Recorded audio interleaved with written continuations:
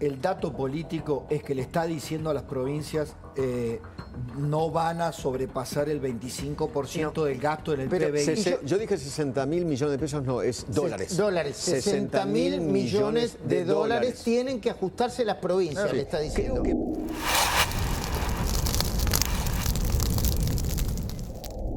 Para mí el discurso, te podrá gustar o no gustar, pero para mí el discurso del presidente fue claro, sencillo. Hemos escuchado otros discursos del presidente mucho más técnicos, difíciles de comprender, con frases muy teóricas de la teoría económica, complicada, de la teoría austríaca, y vaya a saber qué. Hasta ahí estoy de acuerdo. Acá me parece que, viste, los conceptos fueron bastante básicos en cuanto, hablándole a la gente, cuál es la hoja de ruta, lo planteó el propio presidente, la hoja de ruta de nuestra gestión, habló de eso, ¿no? Además, volvió a reiterar, vetaremos todos los proyectos que fueran necesarios cuando se toque el déficit fiscal, el gasto va por un lado, la peor herencia de la historia, qué sé yo.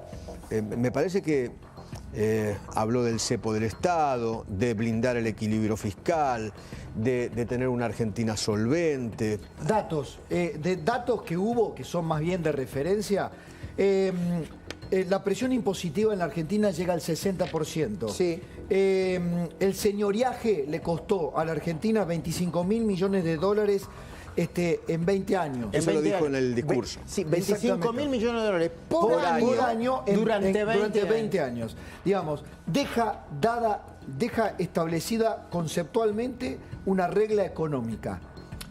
No está en los números coyunturales de cuánto va a ser la inflación. No. Eso sí es deber del presupuesto en el cálculo. Inflación, crecimiento, actividad, dólar. Eso va a estar en el presupuesto. Le pide a las provincias que bajen el gasto 60.000 millones de pesos, ¿no? Eduardo, casi el 15% del PBI, entre 10 y 15% del Eso PBI. es el diseño del presupuesto. Con lo cual, nosotros la parte del ajuste la hicimos. Ahora, eso es parte de la continuidad del Pacto de Mayo. No me parece un dato menor, bueno, porque además eso es la parte del Pacto de los Mayo. advirtió que no vamos a permitir que lo que baje la nación aumente en las provincias. ¿Entendés? La nación baja, la provincia no puede aumentar. Lo que están haciendo los municipios. Claro. Nosotros estamos haciendo... agregando tasas cuando se quedan sin fondos. Carla Ricciotti con José Luis Espera, adelante. Mensual con el crawling P que estamos teniendo desde el fin del año pasado. Eso no cambia. Así que por lo tanto, un segundito. Por lo tanto, el crecimiento del PBI es del 35% nominal y eso es lo máximo que pueden crecer algunos gastos públicos. Yo le diría sucintamente, lo que estamos haciendo en materia presupuestaria es que el gasto en subsidios cae como consecuencia de la suba de tarifas y ese espacio da para que aumente en términos reales el gasto en jubilaciones, el gasto en subsidios sociales, el gasto en salud y el gasto en educación. ¿La obra pública hay en el presupuesto, figura? La obra pública la van a realizar las provincias. ¿Ok? ¿Las jubilaciones? Le dije recién. José Luis Espera es el presidente de la Comisión de Presupuestos de Hacienda. Va a ser el que presente y el que defienda el presupuesto del ministro Luis Caputo. Y en este momento está entrando, si no entró ya a la Cámara de Diputados, el presupuesto... Acá lo tengo. Interrumpo un segundo este video para invitarte a que te suscribas al canal, a que me dejes un like. Es la única manera que tenés de ayudarme a seguir luchando por las ideas de la libertad. Ahora sí, continuamos con el video. El dato político es que le está diciendo a las provincias no van a sobrepasar el 25% del gasto en el PBI. Yo dije 60.000 millones de pesos, no, es dólares. Dólares, 60.000 millones de dólares tienen que ajustarse las provincias, le está diciendo. Creo que mañana, a mí alguien me contó, un gobernador me contó que mañana habría un Zoom pedido por el presidente con los gobernadores. Ah, mirá vos. A mí un dato que me parece... por lo menos novedoso en la presentación conceptual de los presupuestos es, a ver si yo lo entendí bien, Pablo y Eduardo, acá tenemos gastos, acá tenemos ingresos, y vamos a tender a bajar los impuestos. Pero cuando la recaudación no sea suficiente en esa baja de impuestos y los gastos empiecen a subir, lo vamos a volver a bajar los gastos. ¿Entendí bien eso?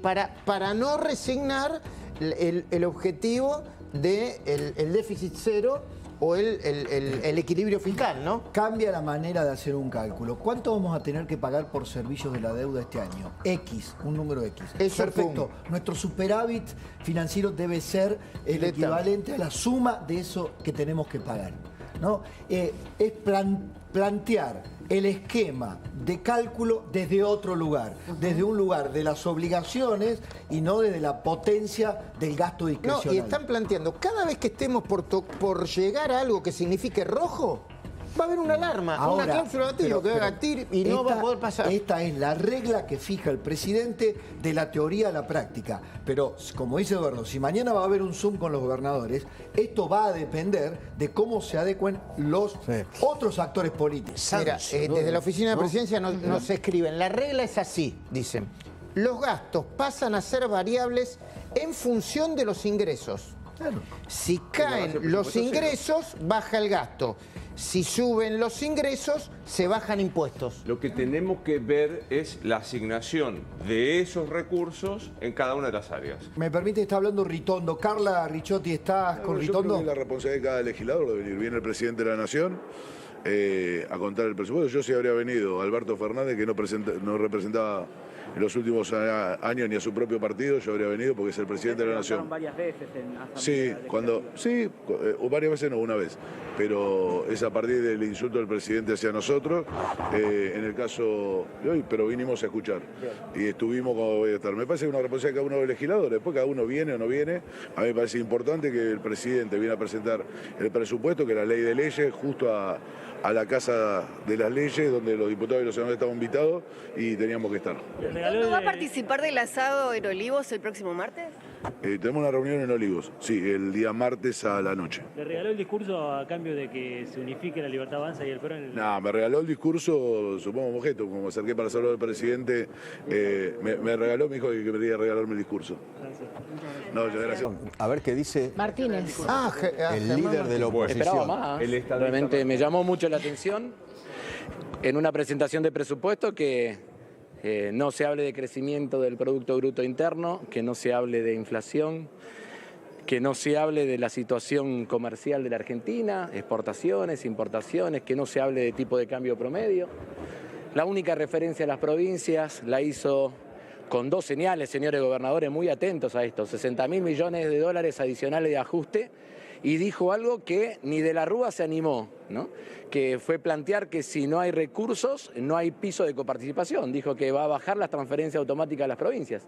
Entonces me parece que fue un discurso que ni siquiera fue sólido de lo macro y sin ningún nivel de referencia a nada que tenga que ver con los argentinos y argentinas, ¿no? Y marcado, el kirchnerismo, el macrismo y el albertismo siempre decían lo mismo, que hay que darle el presupuesto al presidente.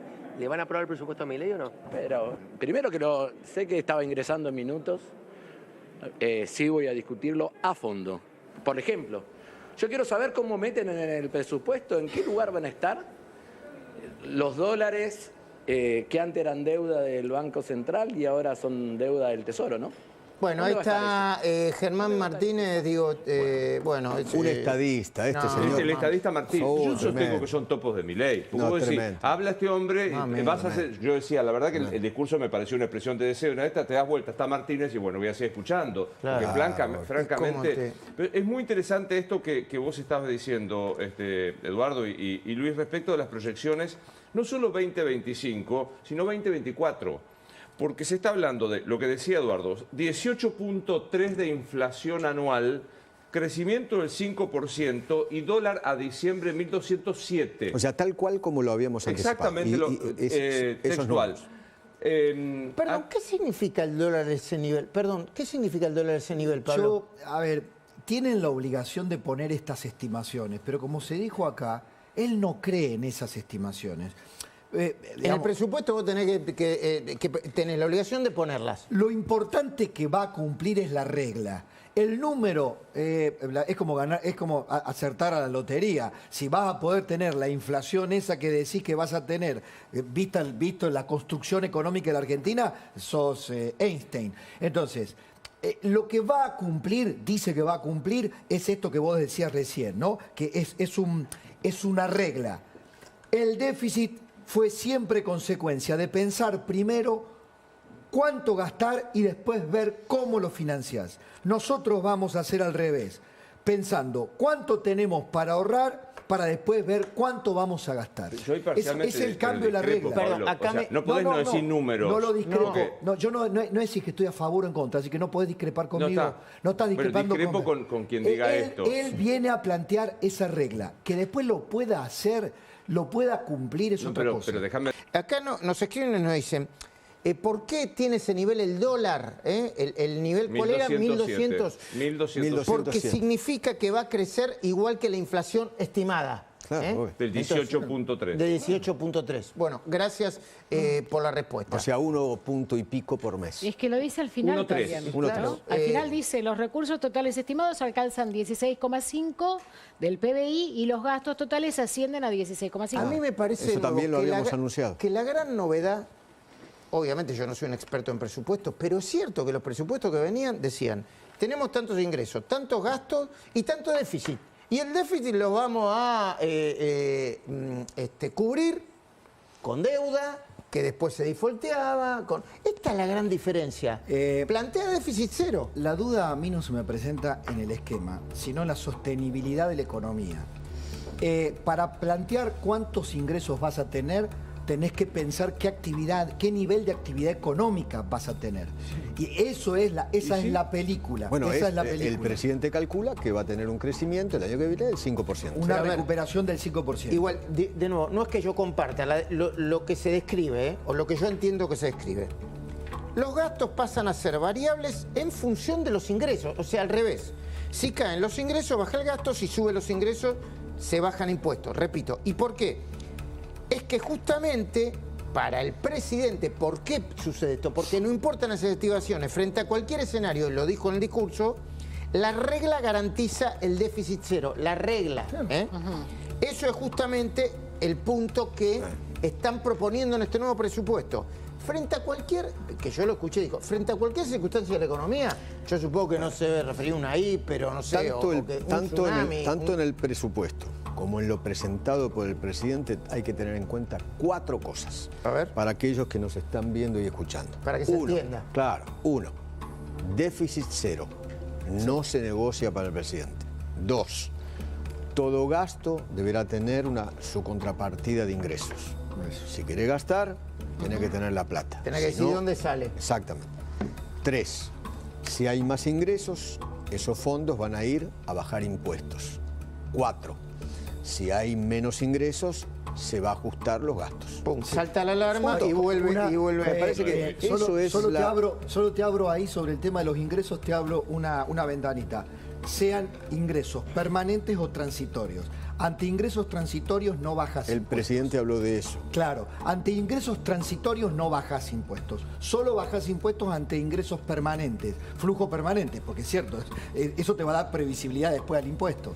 La frase fue, hay que ver cuánto podemos ahorrar para ver cuánto podemos gastar y en todo caso que el Congreso, porque si no va a vetar las leyes, le diga de dónde o desde qué partida reasigna recursos para jubilados, por ejemplo. Fíjate que el presidente dijo una frase muy fuerte, porque para el presidente gestionar es achicar el Estado para engrandecer a la sociedad. Cuanto más chico el Estado, mejor para la sociedad, según el concepto del presidente. ¿Nos podemos dar por descontado que va a venir una fuerte ofensiva, primero dialéctica, hay que ver si es política, del presidente contra las provincias que más gastos tengan? La Rioja, por ejemplo.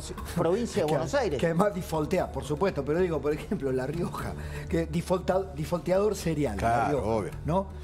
La provincia de Buenos Acaba Aires. de defaultear una deuda, una vergüenza. Exactamente. Una vergüenza. Pero digo, La Rioja del señor del presidente Quintela, de la renovación del peronismo. Sí, que va a ser el acá me acaban de PJ. ingresar los 4 proyectos de ley. El presupuesto está contenido en 4 proyectos de ley. Partida por partida. Largo tiempo. Pero fíjate, Eduardo, este es muy interesante. Entra en la regla de ingresos. Porque entra en la regla de ingresos constantes para bajar impuestos constantemente. Eduardo, ¿qué te pareció el tono? el tono del presidente? ¿Una lectura, el discurso? El tono es al que estamos acostumbrados. Arrancó con hola a todos, soy exactamente. El tono, la verdad, es el mismo de siempre, el mismo tono. Una sola alusión al Congreso cuando dijo, este sacrilegio se dio mucho en esta casa. ¿Cuál era el sacrilegio? Gastar más de lo que se tenía. No, fue la única alusión genérica, ¿no?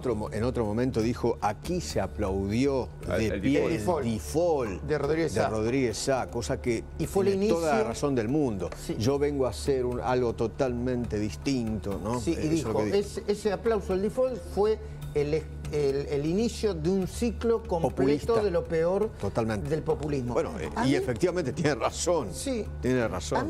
Y hubo un mensaje también a Cristina, ¿no? La inflación es un fenómeno monetario, Esto que ha presentado hoy es una obligación a sí mismo y un desafío a su proyecto político económico. ¿Por qué?